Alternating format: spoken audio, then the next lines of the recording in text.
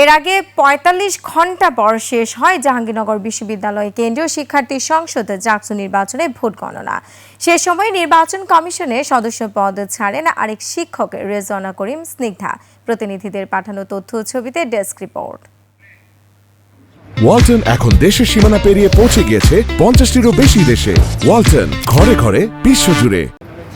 ৩ দিন পর শেষ হয়েছে জাহাঙ্গীরনগর বিশ্ববিদ্যালয় কেন্দ্রীয় ছাত্র সংসদ জাকসুর ভোট গণনা।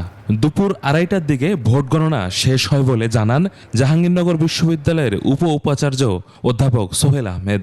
আজকে কিছুক্ষণ আগে ভোট গণনা কার্যক্রম সম্পন্ন হয়েছে বলে জেনেছি। আমরা আশা করছি যে নির্বাচন কমিশন খুব দ্রুত এই জাকসু এবং হল সংসদ নির্বাচনের ফলাফল ঘোষণা করবে। এদিকে জাকসু নির্বাচন কমিশনের সদস্য থেকে পদত্যাগ করলেন শিক্ষক রেজওয়ানা করিম স্নিগ্ধা।